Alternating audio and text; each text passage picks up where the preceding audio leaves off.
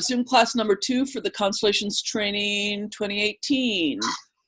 We have Jeff, Katerina, and Maria Elena, and hopefully we'll have Lily soon.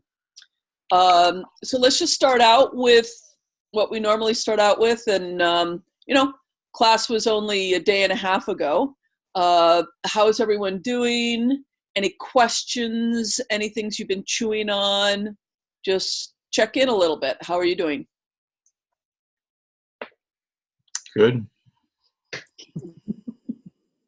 What'd you give it? So laconic. You're so laconic, Jeff.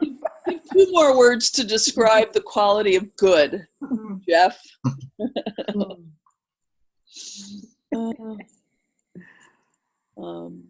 Okay, anyone else? I'm doing okay. I'm just, I'm still recuperating from my procedure, but, I was kind of out of it during the weekend. It was just too much, a little bit too much. But I think I'm just calming down now, more, taking in the information and, yeah. Well, just to say, I trust you when you say it felt like too much. And there's Lily. My experience was that you were very present. I didn't experience you as checked out or anything. So just to let you know. And theoretically, the learning went in somehow. Yeah. Oh, yeah. If you're tired, it goes in somehow, right? Mm-hmm. I think, can I say something? I just think that I was just so vulnerable that I sucked in a lot. Yeah. A lot of it went right straight in. So probably that's why I felt so. Yeah. We also opened a couple of boxes for you without closing them, which is part of what happens in these kinds of courses. Lily and Katerina got complete pieces of work. You got these kind of slightly opened pieces, but not complete. So I just want to name that as well. That can be trying on our nervous system, but that's also more like life. We rarely have clear completions around anything. It's just life keeps happening. Thank you, Maria Elena. Other shares. How are people doing? Checking in. Any questions or anything that anyone's stewing over from the weekend?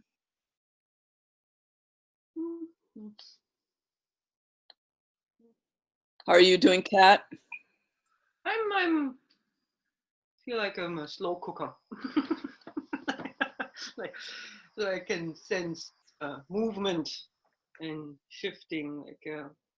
I notice whenever I some of the routines I have to throughout the day around kids' house, me don't sit as well anymore as they used to. So it feels like something wants to change.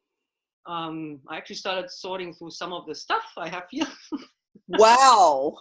Not really doing something with it yet, but at least trying to see what there is and what I should be doing. So it doesn't feel as distant anymore, I guess. So that's kind of nice. That is nice. Yeah. Good luck with that. Thank you. Lily, how are you doing? Any questions? Where are you at right now? I'm actually trying to get on my phone because my internet's not very good here, I think. Yeah, you're a little in and out. I'm actually, I'm gonna have to fix the internet. Okay, we'll be patient with you, and good luck with getting onto the phone with Zoom. I've had many people in Zoom classes successfully join classes on their phone, so feel free to adapt. Okay, so I have decided not to wait until next weekend on this next topic. So I want to dive into this topic with you, and then invite you both all of you into some kind of low-key practice with each other here on Zoom, okay? Again, I hear everyone's fatigue and and whatnot. So just be gentle with yourself, you know. Sometimes facilitating can look like, okay, so Lily, if you can mute that on your phone, we won't get any echo because it'll loop between your phone and your computer. Okay, I'm gonna mute you there. There we go.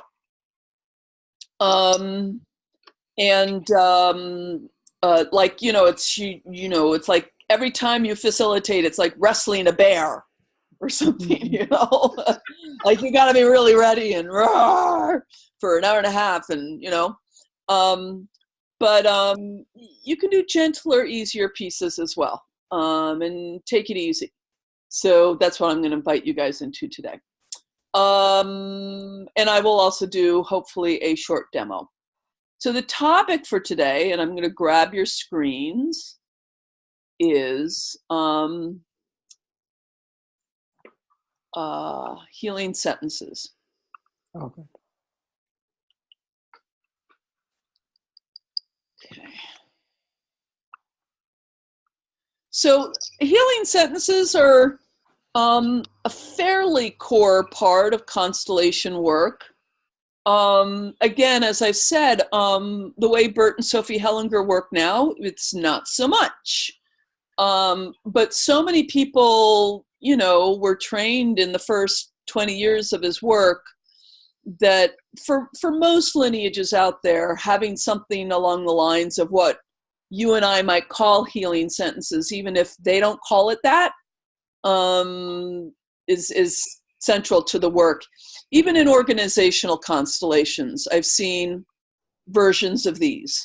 You know, so this is kind of a basic part of the work.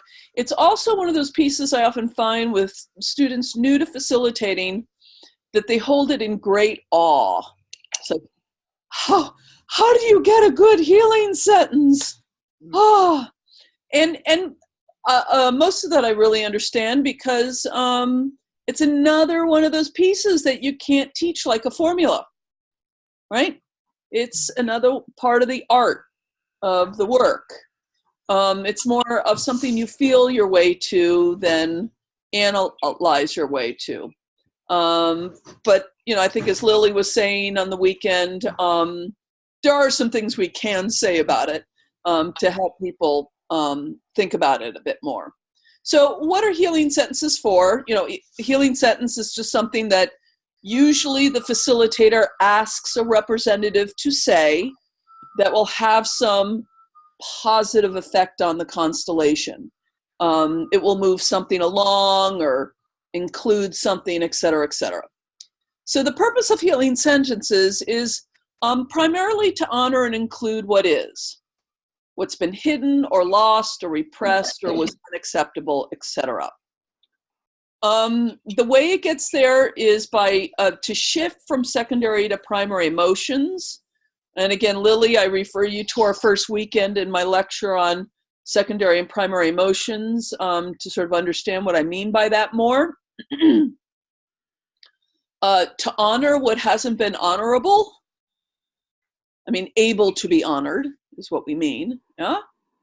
And to move through resistance to taking responsibility, seeing what's hard, what feels disloyal or unsurvivable, etc. Right? So sentences like,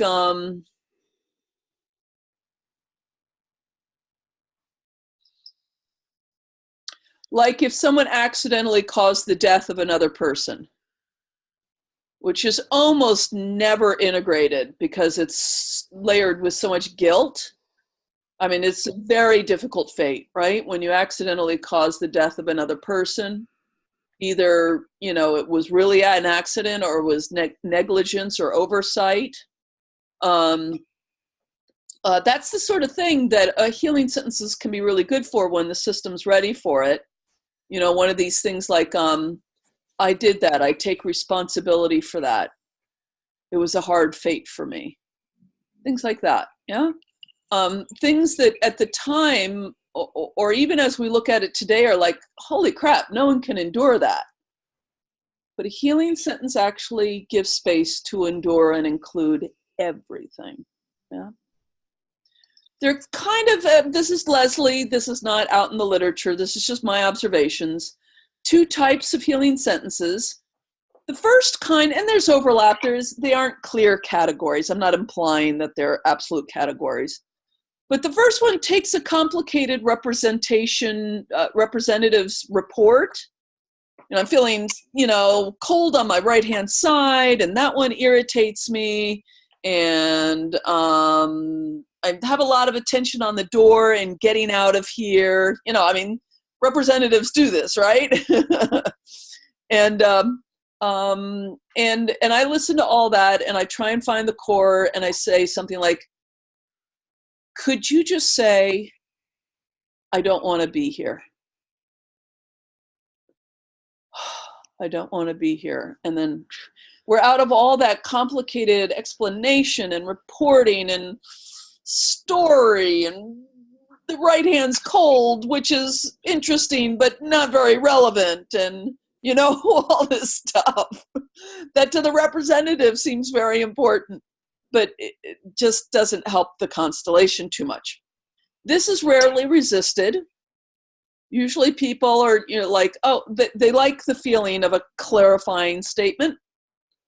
It gives the role weight and dignity. So it goes out of that secondary, all the details, blah, blah, blah, blah, into a primary, what's the main thing here? And it encourages overall system flow. So then the next thing can happen, and the next thing can happen, and the next thing can happen. My experience with these kind is that I tend to do them a lot at the beginning, even when they don't seem to have much purpose in and of themselves. You may hear me, I'm listening to a representative, and the last thing they say is, I'm looking up at the ceiling because I want to get out of here. And I say, just that last bit. Can you just say that last bit to the space?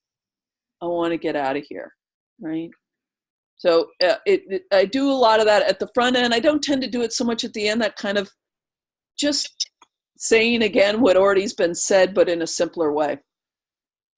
The other kind is including what hasn't been included, and these can be resisted by the representative.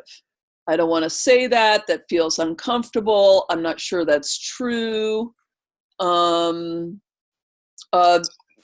Elena, you had a great one on Friday night. Your role was inclined to say, you need to see me. And that was what you were reporting, right? And then later on, I said, I asked you to say, earlier, I wanted you to see me, but I realized that's because I need to see you. Yep. Yeah. Now you were willing, but that wasn't wasn't the first thing the role was coming up with, right? Mm-hmm. A very frequent one, I will use things like when someone's blaming others. I'll say to them something like, I'm pretty sure it's everybody else's fault, which probably means it's my fault. And again, it's not something that the representative is eager to say, but when they say it, then they do relax and they soften into it. And these kinds of sentences tend to be mini resolutions. Like there's kathunk, there's a thing that really happens then. And in fact, I invite you generally to not think so much, this is another thing that new facilitators like, how do you get a resolution at the end of a constellation? Don't think so much about resolutions at the ends of constellations, but little mini resolutions that build up, right? It's more like that. If you review a constellation at the end, it wasn't just, we were doing a lot of stuff and then we had a resolution at the end. There are these little shifts and changes and resolutions all the way through. Yeah. Okay. Now, another way to classify healing sentences are the stock ones and the customized ones. The stock ones, the kind of pre-written ones, Most of them come from Bert Hellinger, and this is another reason why I always encourage people to read Love's Hidden Symmetry. You start to internalize these brilliant key movements that Bert Hellinger was so good at noticing, like these 50 or so particular distortions of the orders of love and the words that put them back into order. Yeah.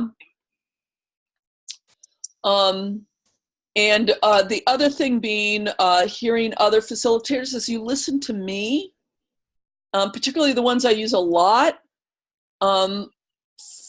Listen for the ones you like and do a little, I just do it inside my head, or your students, you might write it down. But you know, when I came out of Stefan Hausner's workshop in Seattle last year, 5 days, I had 2 or 3 new healing sentences because he used them a lot and they were so powerful that I internalized them. I was reading a very early book of Bert Hellinger's on war and victims, and a lot of it's even out of date, but it's got a few sentences around death that I went, oh, those are good. I'm going to remember those couple. There are a bunch of them from the book I've mentioned, Bert Hellinger's Supporting Love on Couples, that I mentioned on Sunday. It's got really good ones for couples, really good ones. They're infinite, and you will build up your toolkit of these, and you'll have ones you like the best. So don't get anxious about this, about having to memorize stuff like flashcards or anything. You'll internalize the ones that work for you. Okay, so I just have a list of some of them that I use a lot here. I see you, and it's good to be seen. Thank you for my life. I honor the dignity of your fate. You are the right mother or father for me. I am small and you are big, or the reverse. I am big and you are small. Naming relationships, you've seen me do that, right? Dear uncle, dear mother's father, dear daughter, right? Naming order. I am first, you are second, particularly if you're re-including lost siblings, or connecting with a family you were adopted out of, that kind of thing. Very helpful. I see what you carry, I leave it with you. I see what it cost you. I take responsibility for what I've done. It happened. It's over. I am dead and you are alive. Often if spouses, one dies, or siblings, one dies, it's really helpful. You can do the reverse. I am alive and you are dead, if that's the case. And then this is the one I was mentioning from Bert Hellinger's book on war and victims and perpetrators. When you get a role to the point of letting go of the dead and recommitting themselves to being alive, they can look at the loved dead and say, please look kindly upon me as I stay for a while, which is super sweet. It's a very, very sweet, sweet sentence. Yeah. And I could come up with a gabillion more. Any favorites you guys have that I didn't mention? You're muted.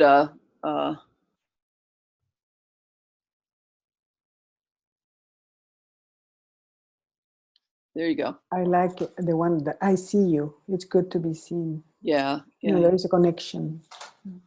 It's very powerful, and it works for so many different kinds of dysfunctions. Mm-hmm. Yeah. Other ones that people know and like.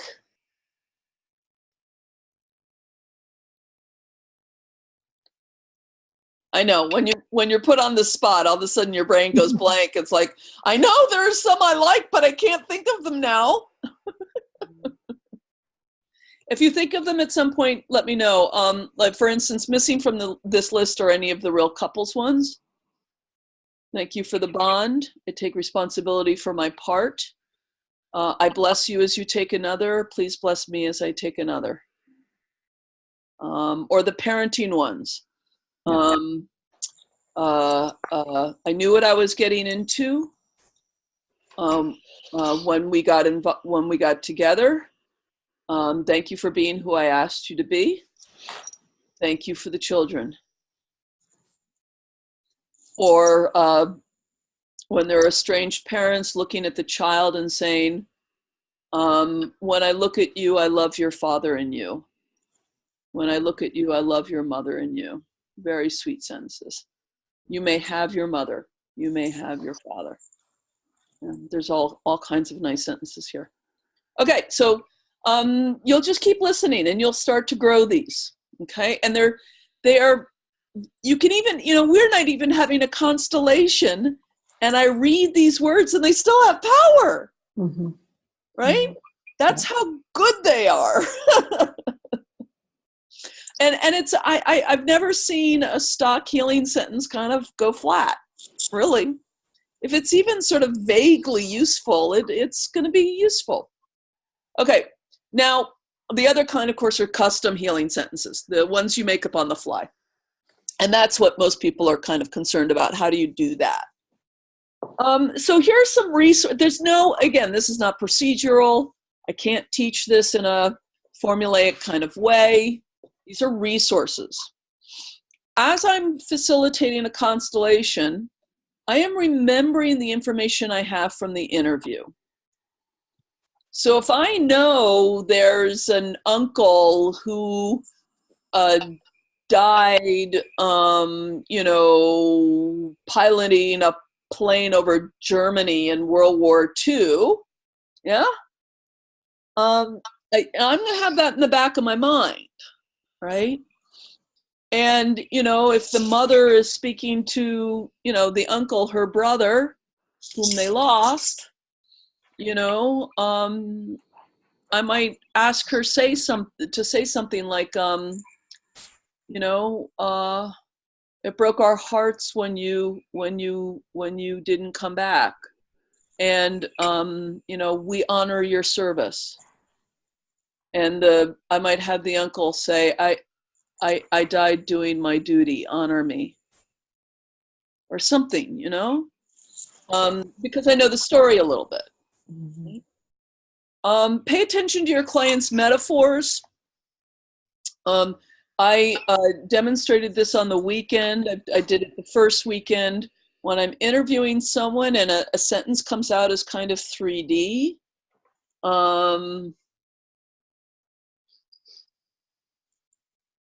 if they use a metaphor in they're seeking a partner and they keep on saying there's a wall between me and having love. Okay? And they've used it a few times because people like their metaphors usually. Yeah? Yeah, at some point I might end up, have the representative for the client who's probably showing the struggle in some way or another. I can't get through the wall, or something like that. I might try out the metaphor as part of a healing sentence. Also remember your client's outcome. This is critical. Again, Maria and Elena and Jeff, you were present for the constellation I did on Friday. The woman's outcome was around work. Mm-hmm. She wanted to get into action with her work, her business, her self-employment. We spent most of the constellation working on getting her connected with her mother lineage. And I could have completed that whole constellation never referring to her outcome. But that would have been a little rude, right? Because the client was there. So once we had that set up, I brought in work. Yeah. And then we had a little bit more, excuse me, using the word in other ways. We still had some work to do around her and work with relationship to this rejuvenated mother lineage to do, right? And it turned out to be connected to the mother's experience of work and the client's unconscious desire to heal her mother's in her own work. Yeah, right? Which was blocking her work. It will do that. It will block your own work. So there are sentences in there around mothers, please bless me in my work, right? Which is not a stock sentence, but it's remembering her outcome, right? I honor the work that you did, mothers. And I never would have brought up work if she was talking about wanting a boyfriend or depression or something else. I wouldn't have brought this in. It would have been silly. But that was her outcome. So, dear mothers, I honor and respect the work that you have done. Please bless me in my work. Yeah. Listen to your representatives and pay attention to their metaphors as well. If they use language of the wall, that feels like there's a wall between me and that one, I might say, I can't get through the wall, so use the words of your representatives as well, particularly metaphors. Metaphors are speaking straight out of the unconscious of the field. So if you can gain an ear for listening for metaphors and symbolic language, right, the Jungians teach us this. Symbol, imagery, movement, metaphors, these all get us, they are the quick road to the invisible underlying levels, right? And then the last bullet is the trickiest one. You're basically using your representational perception, but from the facilitator's spot, okay? What we might call somatic empathy with what's going on. Which is really feeling into the meaning of the representative's experience and what hasn't been included that needs including. And again, I wish you were all there, but it was a really good example, Maria Elena and Jeff, in that constellation, when the representatives for work were giving me such difficult reports, and the representatives for work really weren't happy yet. And I was really kind of frustrated, and the client was frustrated because we'd done this other work and the women were all lined up and it was mostly feeling good. And I just had to sit myself down and feel what's going on in this representative's report. What's not included yet? And I just had to sit with it.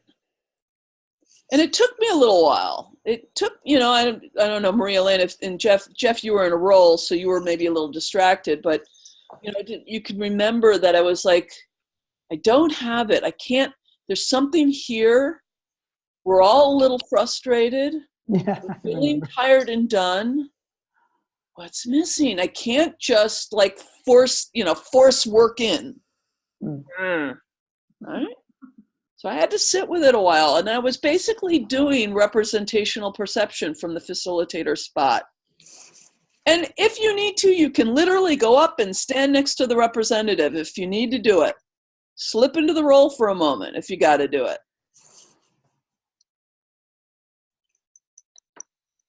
And my attention went to the mother's work and the feeling that the client's work and the mother's work was still entangled.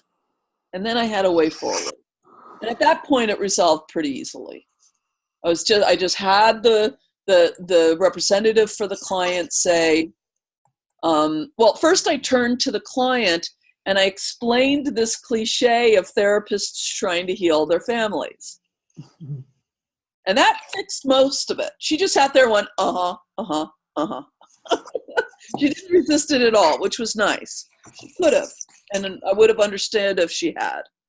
But that did most of it. And then I was able to turn to the representative and say, dear mothers, I see how hard your lives have been. I leave it with you. Please bless my work to be in service of the here and now. And all the mothers were good with that. And the client was good with that. And work felt better immediately. Yeah, and then we could move on. But that's really, I mean, you know, when you're looking for the right healing sentence, I don't know if Lily just came and went or something. I'm going to trust Lily to be taking care of herself for now.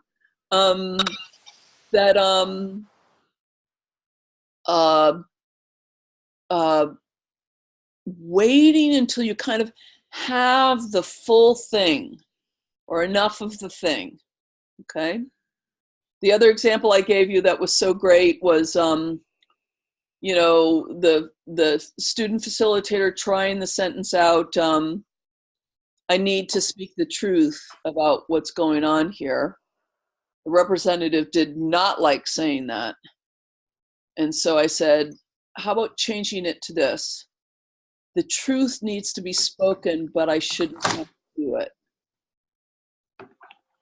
And then the representative started to cry, and that was it. Okay. So, you know, you get part of it, and then you're like, oh, it's not, I'm off a little bit. I don't quite have it. And you'll get a little bit more. So how to find a custom healing sentence. You're going to use the resources that I've just described. Use your representational perception from the facilitator seat. Find the meaning that has not been included. That's the mystery step. It's like how you do that. Put words to it, try it out on the representative and adjust. Those are kind of, if I'm going to turn it into steps, there are the steps, okay? Now, working with representatives. I just want to say a few things about this. Representatives, as I've said several times, usually start from secondary feelings. They're reporting out secondary information. Healing sentences, by their very nature, live in the land of primary, okay? So it's usually hard for them to access a good healing sentence on their own. Some really experienced representatives, and some of them are in our orbit, can do it, you know? Especially if they give out secondary information and I know them as a person, I say, slow down, what's underneath that? And they go, give me a second, I'll get it. And they sit with it for a second. And then they'll go underneath, and then they're able to produce it. But most representatives find that hard because they've got so much attention on the secondary. However, and this is the key thing about representatives and healing sentences, they usually know a good healing sentence when they hear it from you, right? I mean, again, the example of Maria Elena, when I said, you know, the sentence of earlier, I said, you need to look at me, but maybe I really need to look at you. Maria Elena knew instantly that was it, right? Her whole body knew it, right? So this is the weird thing, thing about constellations is even brand new representatives usually have this sensitivity. Thank God, right? In practice, I just want to say, a few things about that.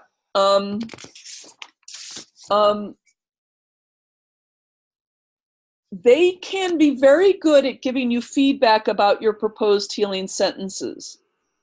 They can feel what lands, and the ring of a deeper truth, often somatic, And also, they'll let you know when it's flat out wrong. Believe me, I get them wrong. I think I'm onto something, and I'll ask them to say it, and whether they're compliant or not, some of them are compliant and they'll say it anyway. Or they'll say, no, I don't think so. And I can feel. The ones who are compliant and they say the sentence and it's not working, I can tell. I can say, oh, take that back. That didn't work. Having said that, if you can get a healing sentence 80% of the way there, they can usually fix the final 20%. So if I ask someone to say something like, it broke my heart when you left me, right? Which sounds good, right? And they say, well, that's not quite right. And I say, fix it. And they'll say, it broke my heart when I left you. Oh, right? So often representatives can fix that final 20%. Now, this is a little bit of tricky. Again, this is part of the art of it. In practice, you're often asking a representative to try a sentence, which at first they might not like or agree with. But you suspect if they actually try and say it, it might work, right? So sometimes I'll have to do something like, please say, it was my responsibility. Because this goes with some of the harder sentences, right? It was my responsibility. I did it. And I'm pretty sure that's the right sentence. And I ask them to say it, and they say, I don't want to say that. I'm like, totally got it. Understand why you wouldn't want to say it. I'm going to ask you to try it out anyway, and let's see how it goes. Now, some of the more experienced representatives, if it's completely wrong, they'll just refuse, in which case you're going to have to find another way, which is probably a good thing anyway. But usually, people are like, oh, okay, I'll try it. I don't like it, but I'll try it. And then they'll try the sentence. It was my responsibility. I did it. And then they'll pause and they'll look at me and they'll say, yeah, that was the right sentence. Damn it. Right? So it's a funny thing. And this is one of the things that new students are often wrestling a little bit with facilitating. And I just invite you to get in there and get messy. When do I do a little extra nudging and use your authority to kind of be in your leadership about what needs to happen, but you don't force and don't fall into forcing or overpowering. There are times when I'm pretty damn sure I'm right and the representative is wrong, but if they've put their foot down, I'm still not going to force it because it probably means something else hasn't been included yet, and forcing's not a good energy anyway. It just isn't. It's not a yummy, positive energy. At some point, you kind of want cooperation from everybody. I think I've told you this story before. German facilitator by the name of Mariana Franke Gritsch. I once saw her facilitating an extremely simple constellation. It was parents and the client who was representing herself. She was a very advanced client, very self-aware, very willing to try new things and push herself a little bit. And there was a point, her parents had been divorced. It was kind of ugly. She had issues with both parents, particularly her father. And she was moving towards her father. And Mariana turned to the client and said, are you forcing yourself to move closer to your father? And the client her eyes went big and she said, yeah, I thought, that's what I'm supposed to do, get closer to my father, take my father. And Mariana said, don't do that, no forcing. So she even sensed it when the client was trying to force herself and said, don't do that. No forcing. That was huge for me personally. That was a really big impact on me and my body as a facilitator and as a person, just as a person in life, that no forcing thing. So I invite you to hold that. Okay. Okay. So that is the lecture. Questions, comments, thoughts about all that? And good, Lily's still here. Yay! Or any constellations you've seen that you've thought about that's coming to mind now as I've been talking? Or how are you feeling about the idea of coming up with your own healing sentences? Challenged. Yep. And I feel like I have to trust that with practice and making mistakes and trying again and getting a sense of what's happening, I will come up with something when it's necessary. Kind of, because I don't think there's a way to learn anything by heart. It doesn't make sense because each one of them, besides the few standard ones, needs to fit exactly the situation I'm in. Right? So probably, having, I think for me, it's more having the base understanding what they're supposed to be doing, like what kind of energy needs to move, and why they're spoken. Yeah. Again, I invite you to return to the main purpose of a healing sentence, which is to acknowledge what is. Yeah. And if there's something that has not been included or acknowledged or honored yet, that is the task of the healing sentence. Yeah. Even if sometimes a representative will report something out and they said something like, I see her for the first time. Yeah. Mm-hmm. But it wasn't heard and felt in the system yet. So I'll say, ooh, slow down, everybody. Can you just say that last bit again with your dignity? And they'll say, I'm seeing her for the first time. Whew.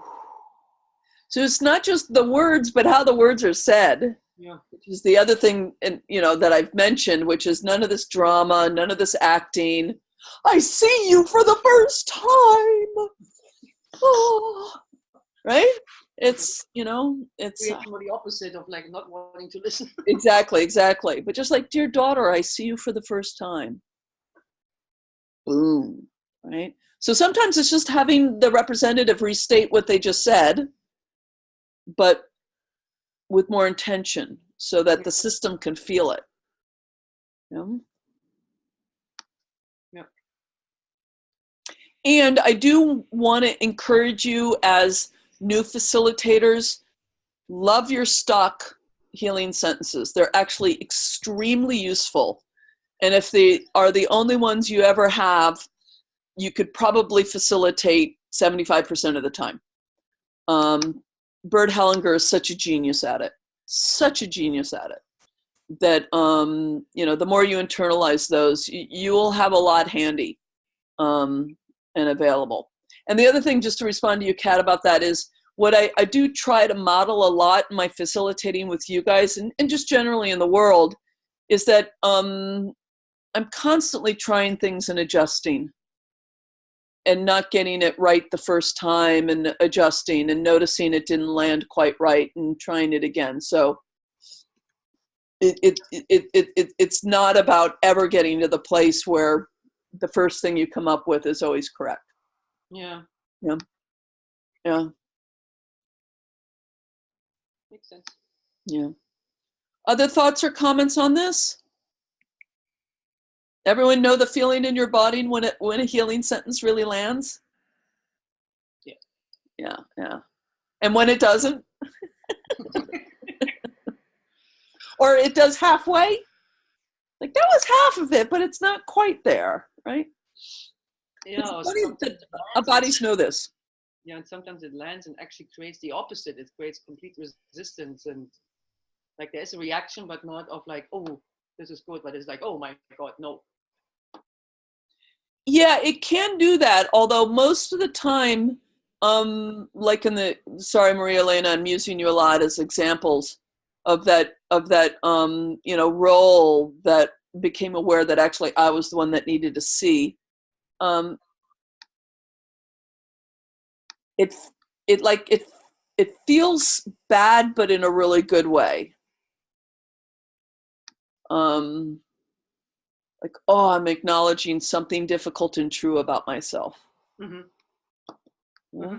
And it doesn't usually generate resistance because this is actually very useful for me to say, because it's the way that I deliver the sentence.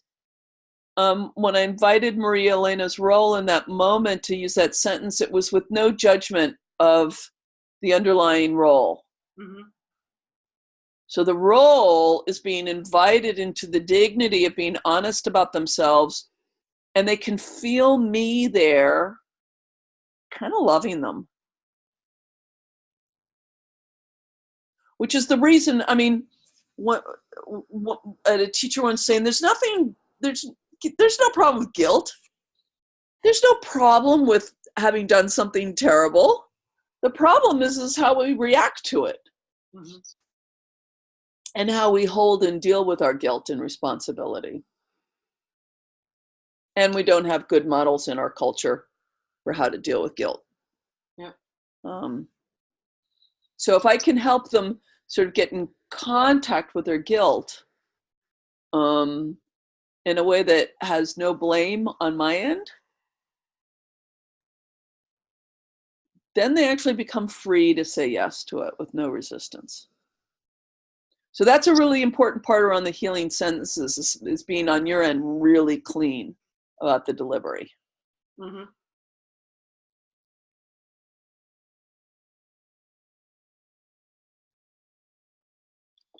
Okay. So what I want to do now is, and Lily, I hope you can rejoin us soon visually because we're going to be doing some work here. Yeah, I can do that. Great, thanks. I want to do a little bit of a demo. I'm not going to go, I don't want to go deep dive into anything. So if someone has kind of something either kind of simple, and I know that's always famous last words, you know, I have a hard time tidying my desk turns out being connected to all of your ancestral trauma that you've ever had.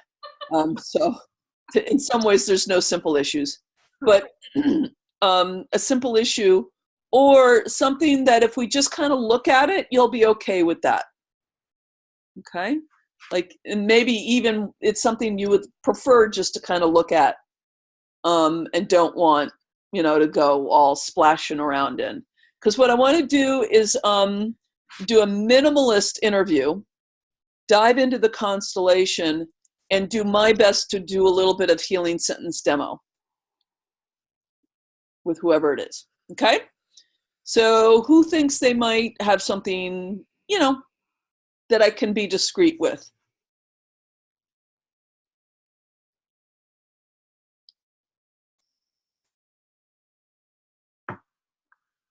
And the reason why I want to see the rest of you is you guys are going to represent.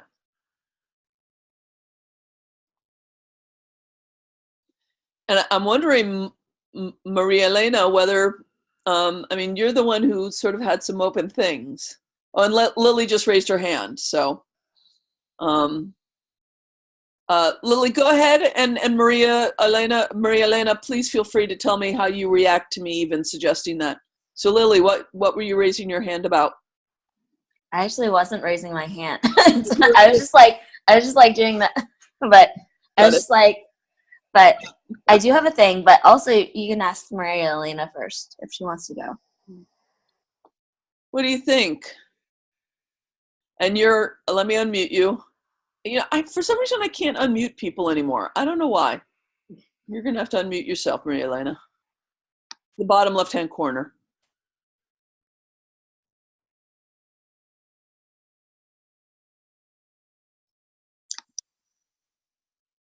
There. There you go. Yeah, it'd be nice. It would be nice to be able to kind of wrap up what was open yesterday. I can't promise this. I cannot promise this. But maybe, you know, Not wrap do a it up, little, but at least you know what I mean. You know what I mean? It's yeah, to see it better. yes, yes. Yeah. So without getting into a lot of story, is that okay with everybody, by the way? Give me a thumbs up. That's okay? Excellent. Okay, so without getting into a lot of story, we know, let's see, some of it was we opened up Chile and the abortion thing and all that stuff. And then right at the end, there was another piece of that I don't remember now. And then there's also your procedure, which is, I think, relevant. So just say a few words about all that so we know what direction I'm going in here. What do you mean about what? My procedure? No, just No. you said things were open. Yes, yes. So what was open? You know, the impact of when you made the connection about my personal and the social was abortion was Right. wow, it was a lot. It was deep. It was Right. very deep. So it was kind of very strong. It was very strong, actually, you know. So, and I'm not sure, as I said, I'm not sure that it was because I was feeling vulnerable with my procedure. Yes. Right. I remember one sentence that really hit the mark was when Leslie said, aborting the democracy. Right. That's what I'm saying. Yeah. Yeah. Also, I'm remembering the other piece, which is that I did that tiny little constellation for you around the close. Oh, yeah. And I brought in Allende, who was kind of saying to you, I have no regrets. I put on my suit and I took my spot. You need to do the same thing. Yeah, I remember that. That was also very revealing. Yeah. And we were in the same constellation. All of that's in the same constellation. Yeah. And then the little bit of an impression I had when I stepped into you of him feeling father-like. Like there's a little entanglement with father there. Would you be willing, does it feel too vulnerable can you just tell us what the procedure was? But if you don't want to, but it feels relevant. Yeah, no, it's not, it's nothing big. I just had to get a removal of a little nodule. I don't know how you say it.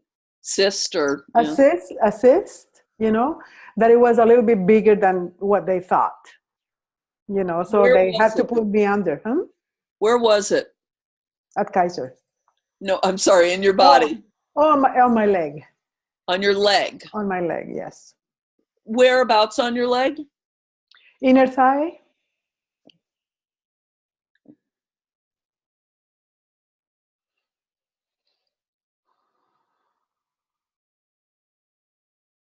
Were you a bit uncomfortable physically during the weekend due to the recentness of that procedure? Yes. I was still kind of feeling, you know, my solar plexus very open, vulnerable. Yeah, see, this is all connected. Yeah. It's all, you know, it's the woman area. Sort of womb, groin.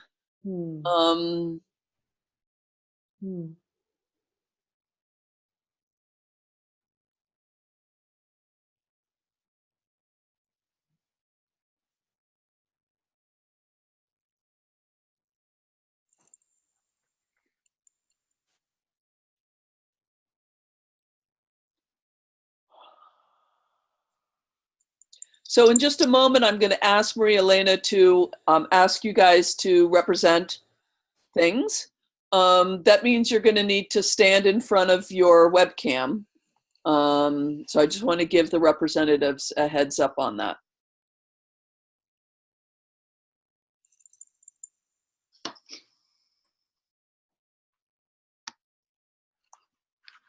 Oh.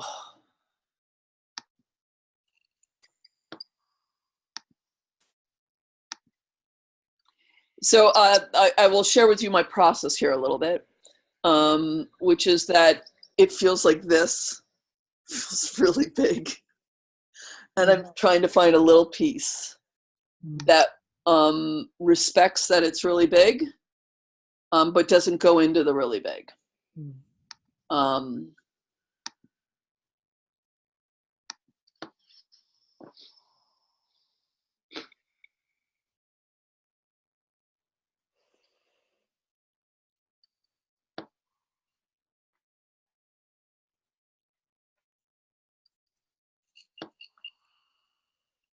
Okay, this is what I'm going to do. 3 rolls.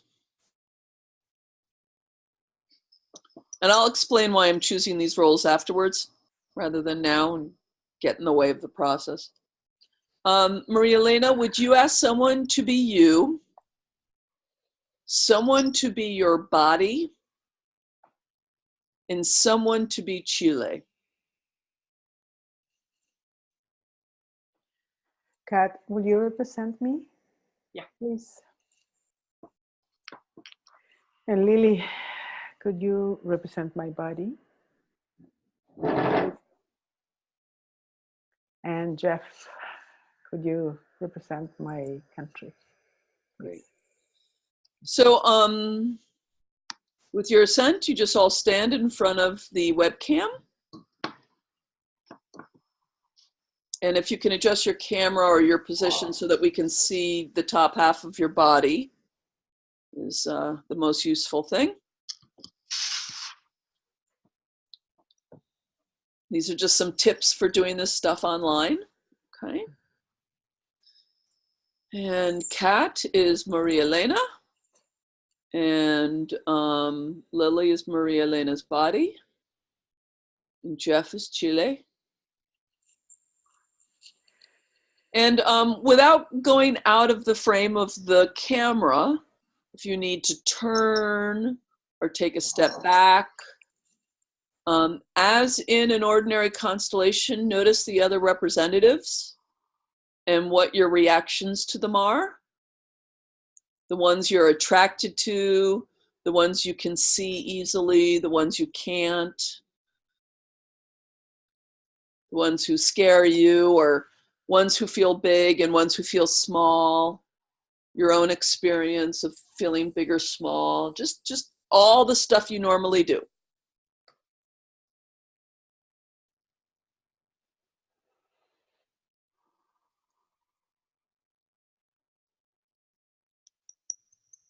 Maria Elena's representative, how are you, please?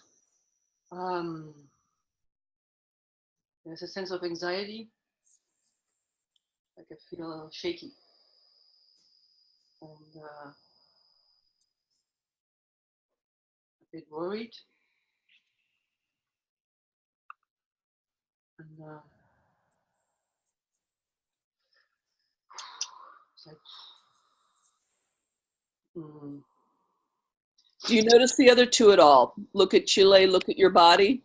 yeah, I notice my body and that sadness. Almost like I want to say I'm sorry. What do you want to apologize for?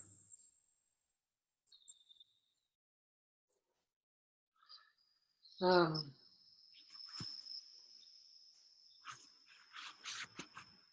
didn't want to hurt you. Oh, You know, there's a sense of pain and a little bit guilt about this. interesting. Okay. And then when I look at my country, I wish it would be a lot closer. You wish it would be a lot closer? I wish I could just like do this. Maria Elena's body, how are you, please? I feel really cold. I just feel a bit like very like jerky, like twitchy and cold. Like I keep like suddenly shaking off something, you know. Yeah, just I feel like very like I need to like shiver or something. And do you notice Maria Elena and Chile? Yeah.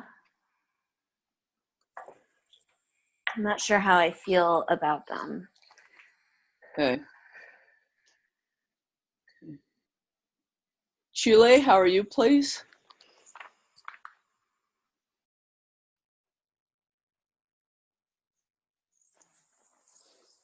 Got to unmute you, Jeff. Sorry. I'm for some reason I'm unable to unmute you guys. Okay, feeling kind of aloof, not much concerned about anybody. What's your experience when you see Maria Elena? Oh yeah, I see her. And what happens?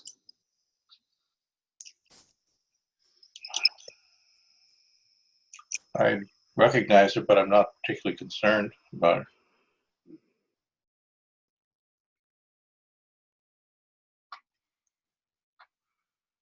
How is that all for you, Maria Elena's representative? Hearing from your body and hearing from Chile? My body's statement resonates. The cold and chilly thing? Yeah. Yeah, there's a sense of concern. There's really like, wish I could do something about this. And hearing my country statement is a bit heartbreaking. Yeah. So, Maria Elena's representative, can you just say to Chile, I would like you closer. I would like you much closer.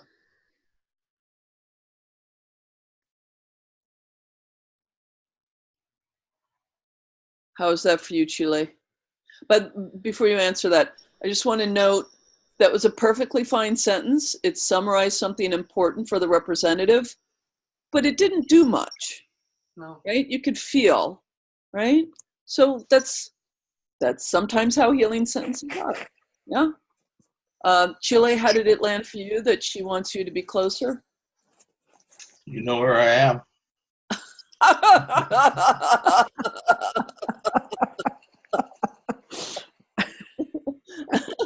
How's that for you to hear, Maria Elena? It made us all laugh. Does it make you laugh? Yeah. No, I'm sorry, the representative. Oh. Yeah. Yeah, because in that moment something clicked and then it said the sentence would be, I wish I could come a lot closer. Yeah. Yeah. Or I would. Yeah. Yeah. And then can you just say, but I need to be here?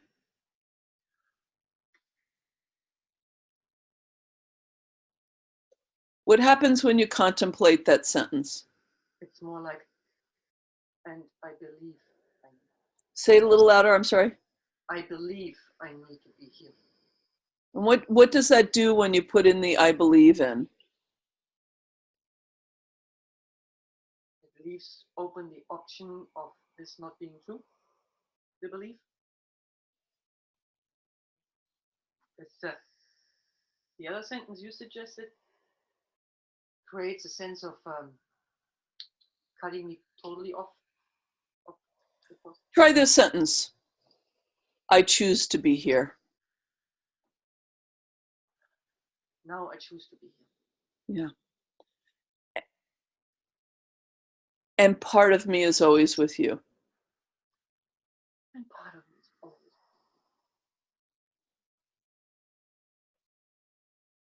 Is that okay, representative, to say that?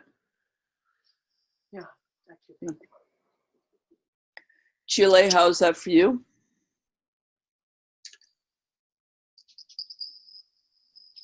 Well, part of being always with you, yeah, that's true. And part about needing to be there is, well, do what you need to do. I'll always be here.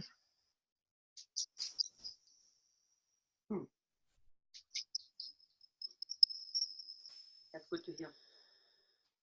What was that? That felt good to hear. Yeah. Can you say, I've been here for millions of years and I'll be here for millions of years, country?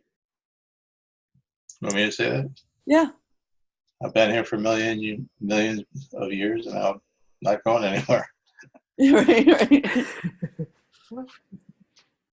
Countries and lands, I mean, countries are long-lived, lands are much longer lived than countries, right? Are so long-lived compared to human lives, right? I mean, the land has just always been there and always will be there. We are brief and temporary in comparison. Yeah.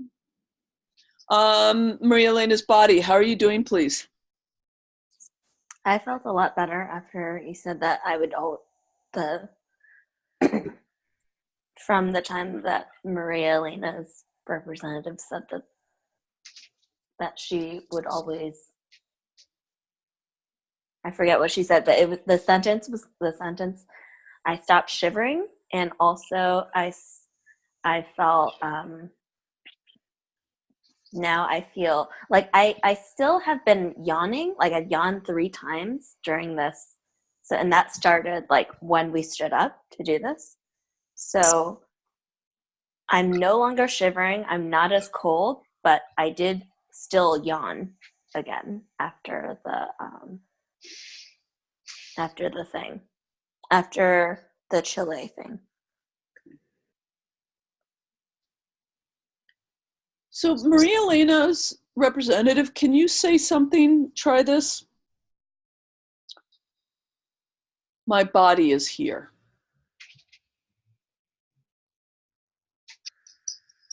My body is here. And part of my spirit is in Chile. And spirit might not be the right word, but. Big part of my soul is in Chile. Okay, yeah. But my body is here. My body is here. Can you say that to your body? We're here.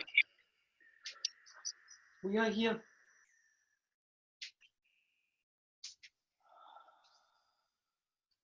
How's that for you, body? I feel a lot more stable. Yeah. Like really grounded, really stable.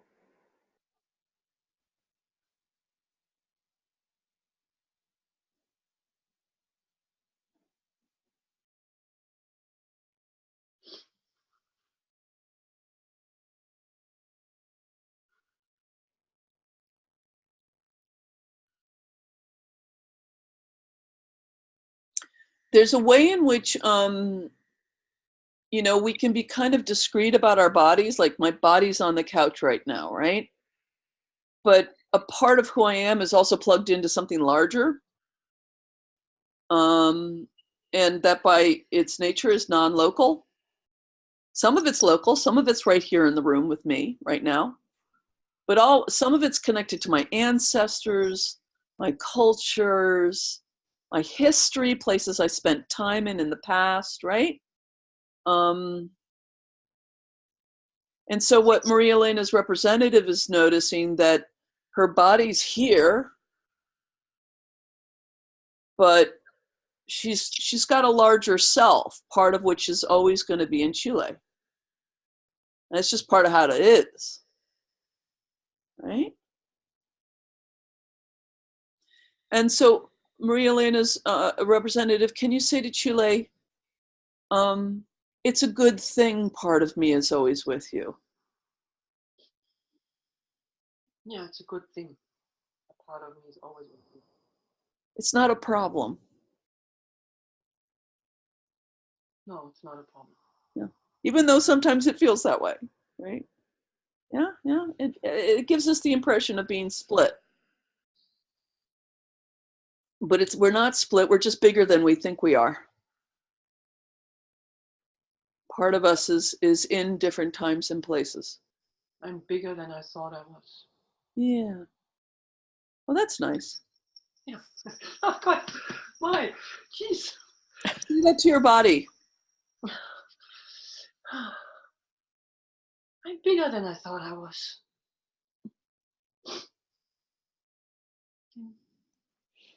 And I honor you, my body, for being here. Yeah, and I honor you, my body, for being here.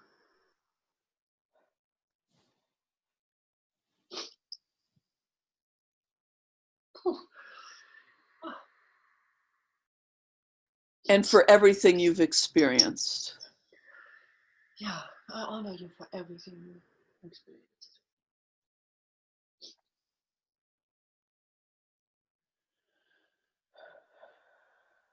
Particularly the recent procedure. Let's just say that.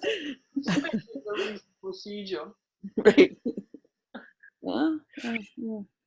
Because it needed to be done. It was, Yeah, it needed to be done to keep you healthy. Yeah.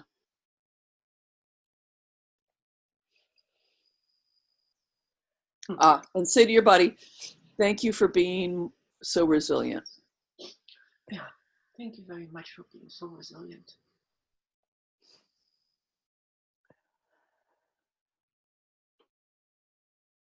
Now, something I'm not going into in this constellation, but I want to name, is the past history that Maria Elena's body has with birth and abortion, right?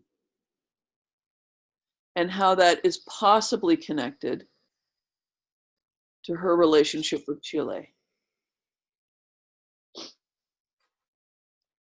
That's kind of a more complex piece of work, but I want to acknowledge it just by saying it now.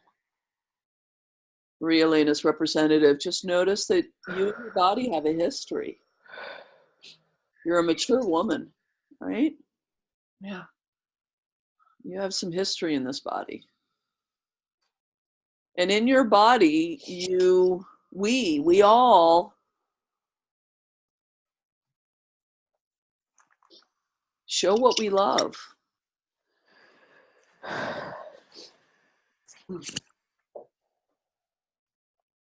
So can you just say to Chile, Chile, in my body, I have shown that I love you.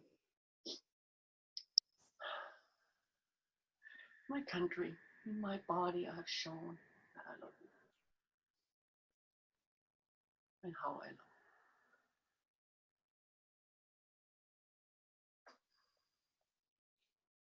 you. I honor my body's history. I honor my body's history. And Chile's history. And Chile's history. Chile, how is this for you? I know it's always a little befuddling when people get entangled with lands in this way. They're like, what? What was the point of that? But It's fine. I mean, I recognize the truth of it. And yeah, it just is. yeah. Can you just say to Maria Elena, thank you for loving me? Thank you for loving me. And then can you say, and I am well? And I am well.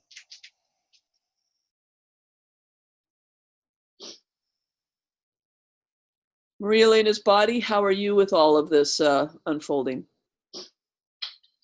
I felt like when I was just slowly feeling like I was just getting a sense of like I feel like enough. Like as you were talking about how like Maria Elena's much bigger than her body, like her body's here, but there's a large part of her and it's like very large, larger than the body. That made me feel enough. Like that made me feel like I didn't need to stretch to cover all of her desires, all of the parts, that.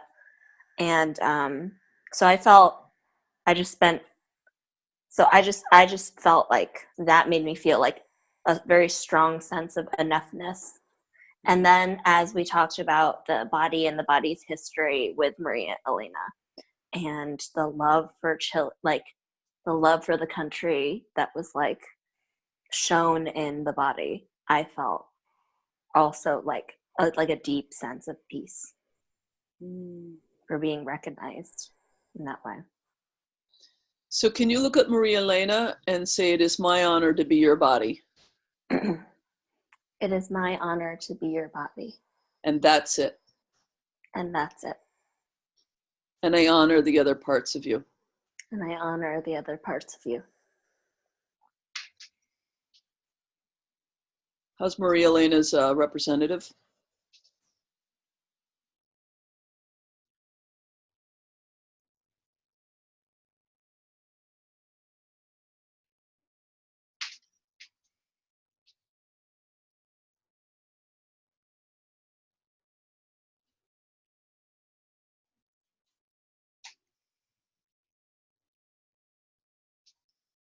So right now you seem to be muted, and I don't know why. I'm not hearing you at all right now. You're not muted. Try again. Better? Yeah. Okay. There was a sense of delight or happiness when the country said, "I'm well." Mm. So that seemed to be really important for me to be okay. I'm still a bit concerned about my body. It's a sense of like, oh, I hope it's going to be okay. Kind of. And, Body, what's your response to that concern? I feel okay right now. And then can you just say to Maria Elena, and it is true, I am mortal. And it is true, I am mortal. Just like all the other bodies. Just like all the other bodies.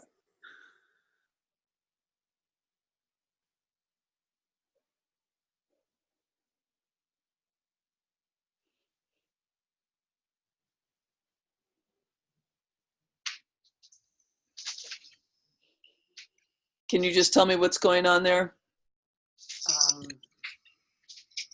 almost like this sentence made me look into a pitch black.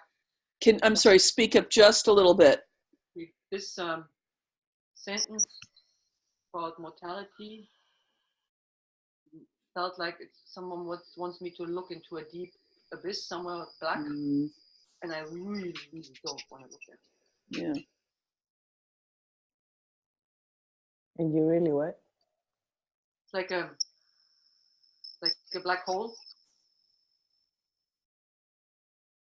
And she doesn't want to look at it. Oh, okay, thanks.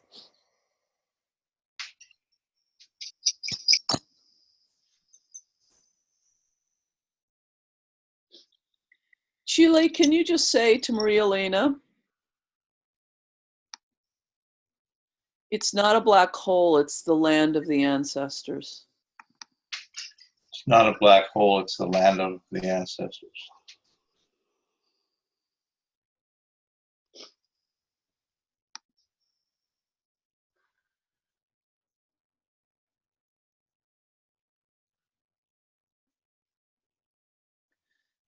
So Maria Elena's representative, instead of looking in that direction, can you look in the other direction where you put that black hole? Which was now been reframed as the land of the ancestors.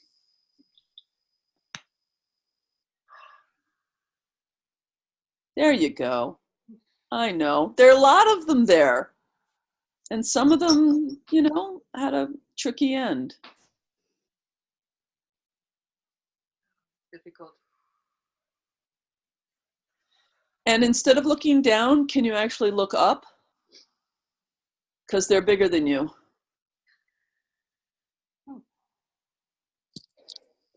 And from them, you got your life.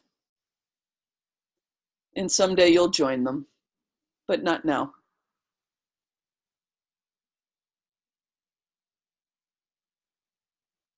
It's a bit overwhelming. Of course it is. Just imagine them about 6 feet further away. Give yourself just a little bit of space. There you go.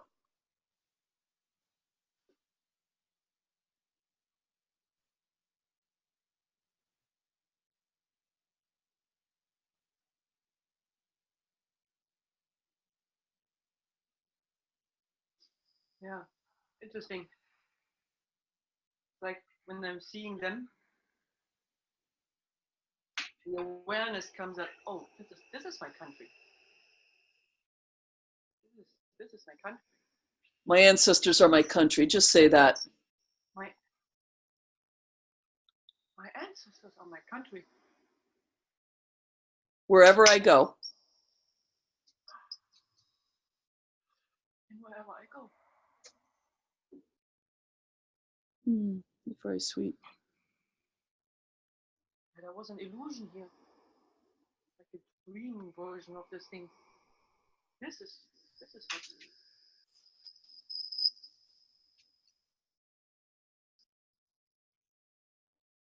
So here's the formal sentence. This is stock. I get it from Bert Hellinger.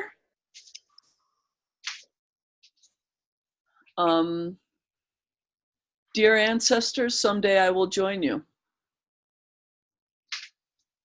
Dear ancestors, someday I will join you.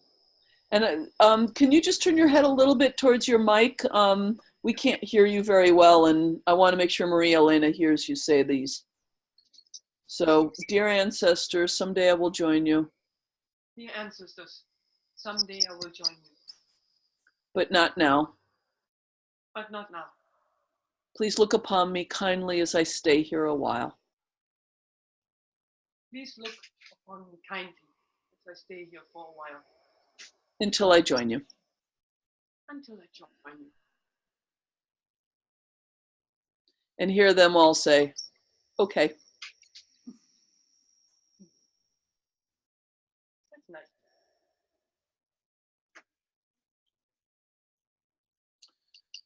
So I think we're going to wrap up here, but just before we do that, I just want to check in. Chile, how are you with all this? I'm good. You're good? Yeah. The land is usually happy with this. And her body, how are you? I feel good. Yeah. Real Maria Elena, good enough for now? Yep. Yep. Thank you very Okay. much. Everyone step out of the rolls. Have a seat. Thank you, everybody.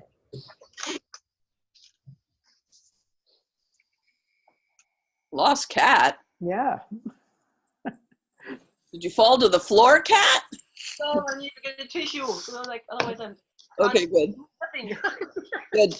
So let's do our little ritual. Maria Elena, just you look at them and just each of you in turn say, my name is, I represented fill in the blank, and Maria Elena, you just say thank you.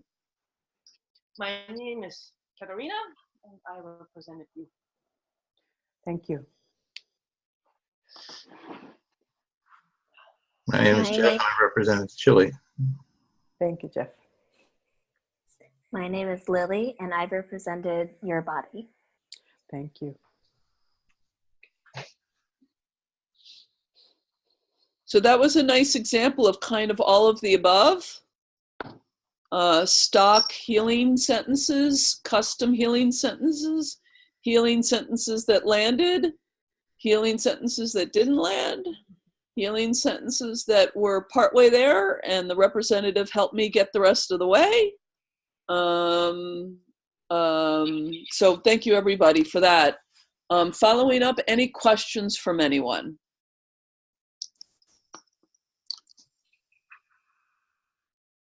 Or any observations, what you noticed?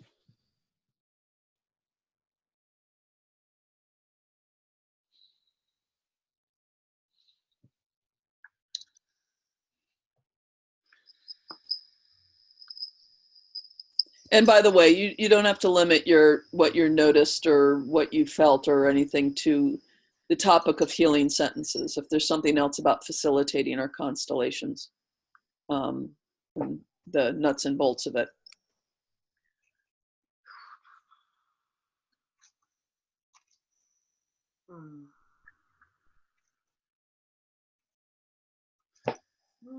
No question coming up right now. Just,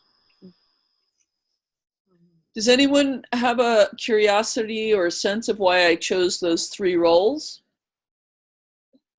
given what Maria Elena mentioned? Or to put it differently, it's hard to undo it. But if you had to choose 3 roles given what she described, what might you have chosen?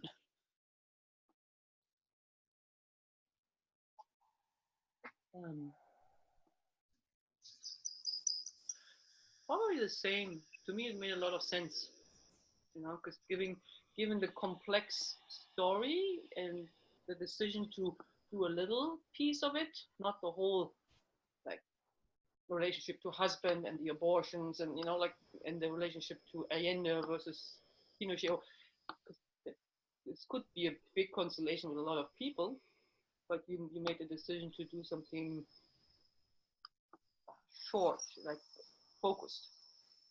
And then giving her story, the main thing seemed to be her body, which had just a procedure, also was the part of her that had to go experience the abortions and everything.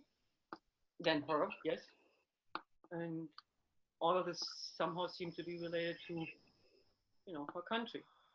Yeah. So it made sense to me. Who here might have put Allende or her father in? I would have, because Maria Elena would have put it into her own. Okay, good. at the beginning, I was questioning why Chile, why Chile, but then at the moment that you said that Chile was representing my ancestors, it made total sense. Yeah.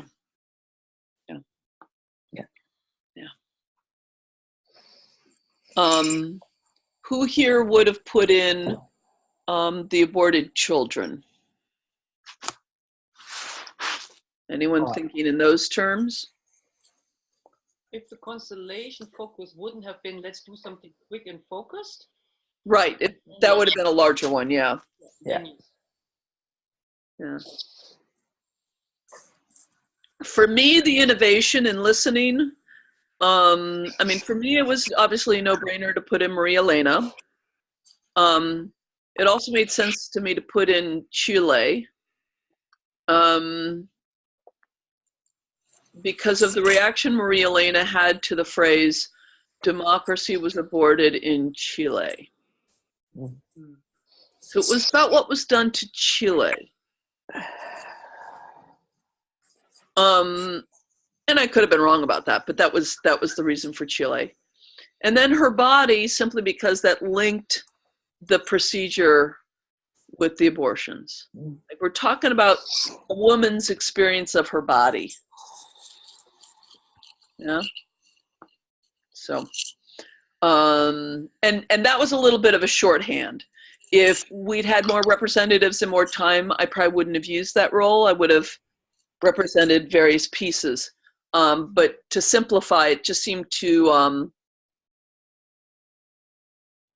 collect a couple of common elements in one thing. Yeah. I would like to say something.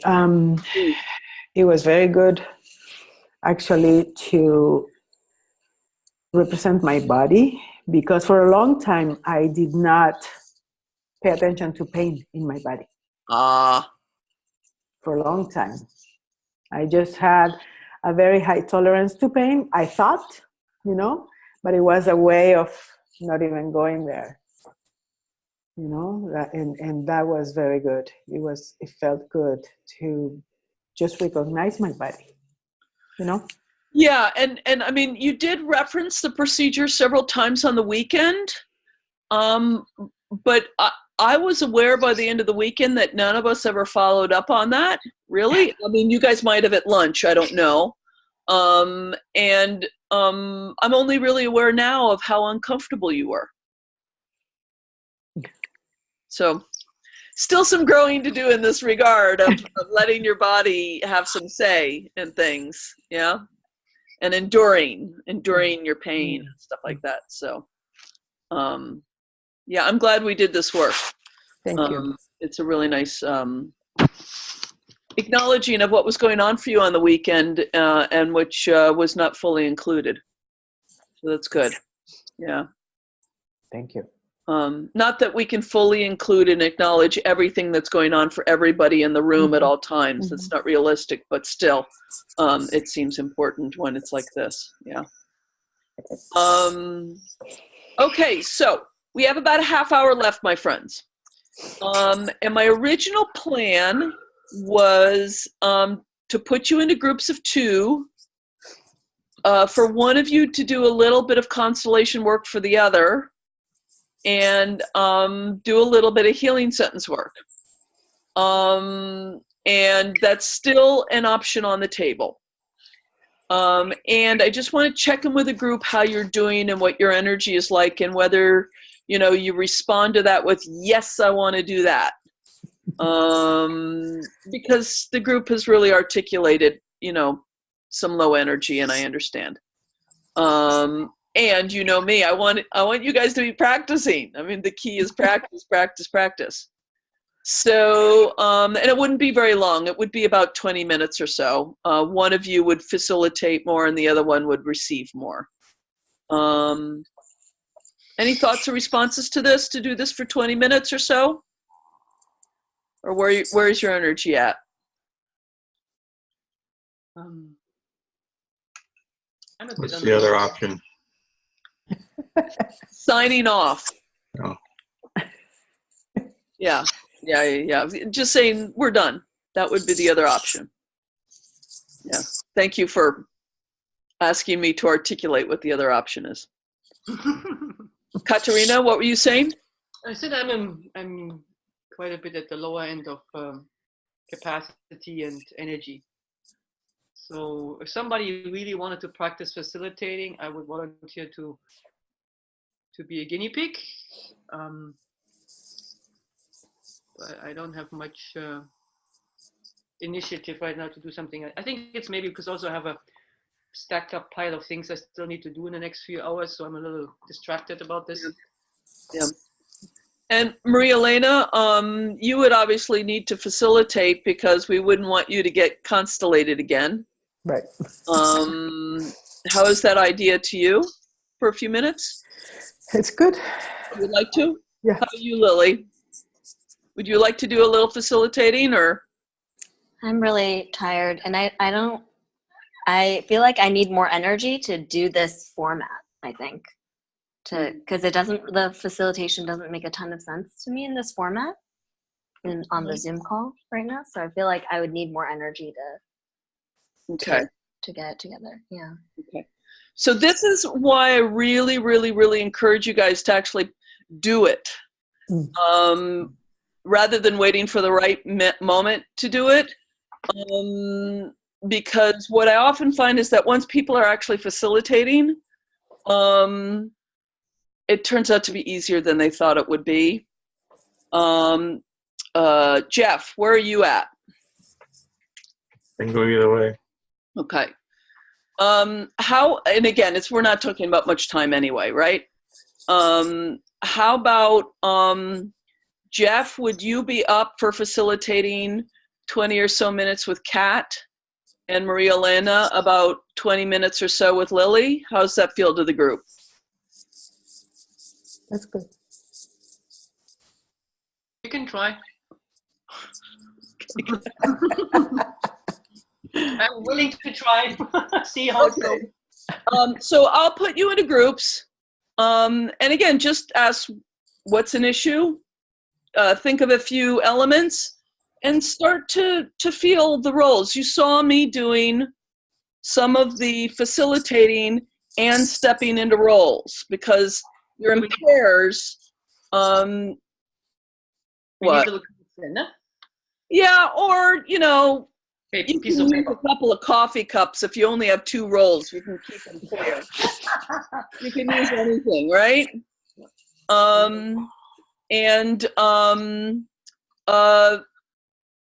Just explore a little bit here. Just try and step into some roles and try some healing sentences with each other. And I'll be going back and forth, and I'll help you out a little bit, okay? So I don't really understand how this would work because we would be we're on the same call. Yeah, We're all on the same call. I'm gonna break you into small groups. There's a break room here on Zoom. It's Zoom. It's Zoom magic. Okay. Now, I have to organize to make sure both Lilies are in the same small group. That's always tricky when people come in with two pieces of technology. So let's see if I can pull it off. So it's Maria, Elena, and Lily, and Jeff and Kat. Okay. Manually create breakout rooms. And then you're going to have to accept your assignment. Okay, so assign Jeff and Katerina. And assign the other Lilies and Maria, Elena. Open all rooms. Okay, so you should be getting a little prompt in front of you.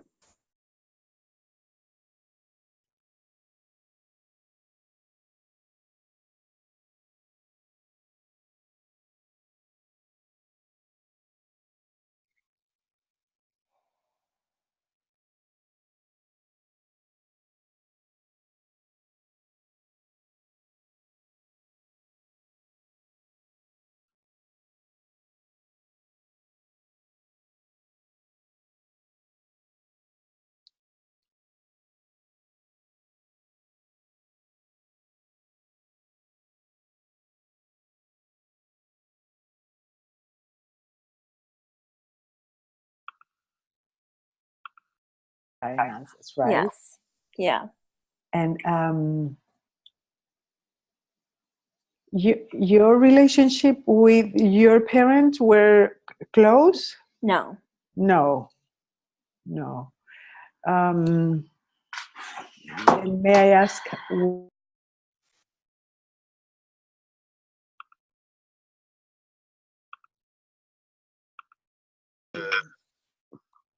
And it doesn't matter.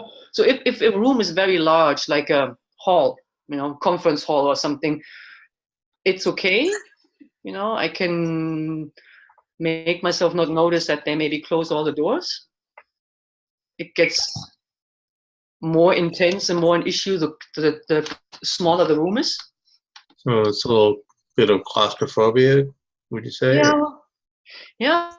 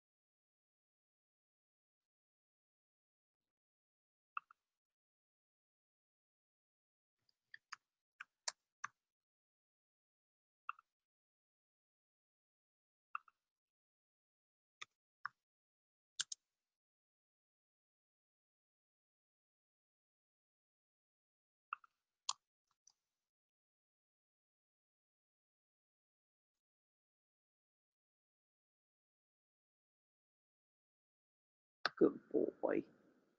You did good boy. Good boy.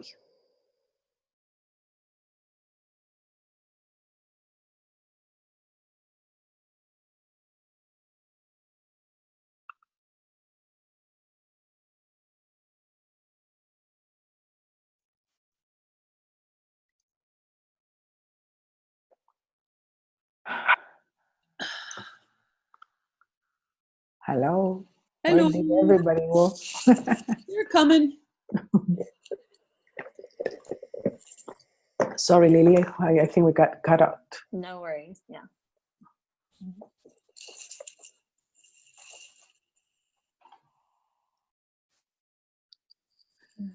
The other two are taking their full 60 seconds.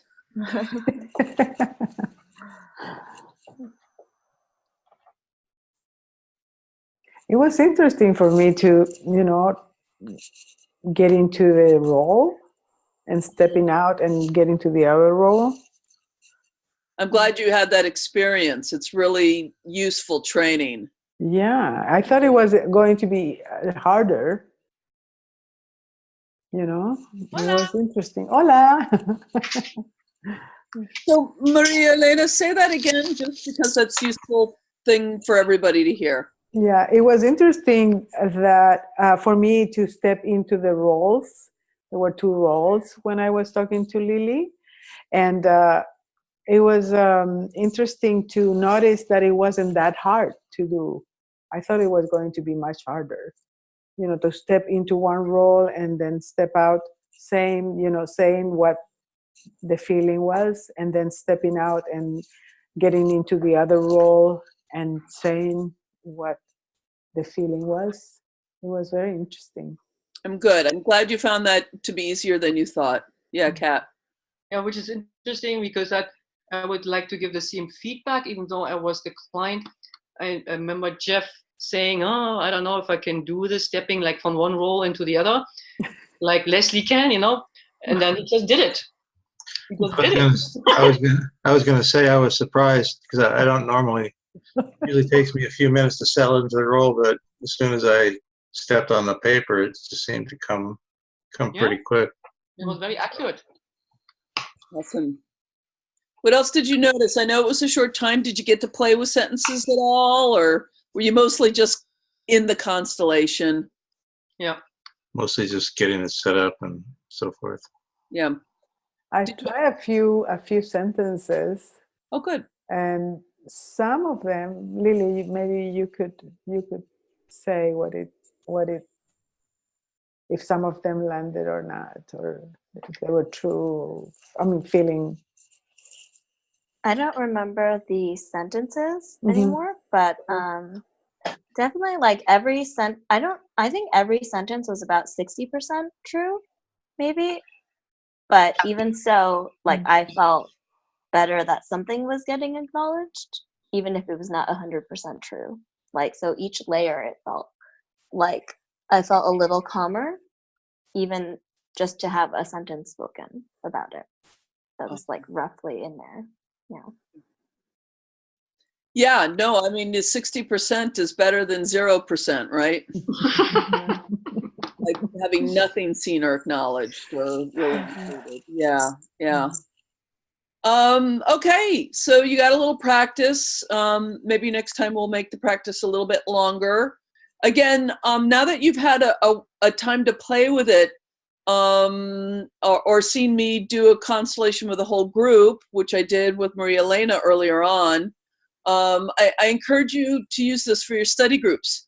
Not only because the nice thing is that you get to be in a study group without having to take the time to travel anywhere. So it's more efficient. And number two, for those of you who are thinking about doing this professionally, it does expand the clientele you can work with, because then you don't have to gather people in a room somewhere.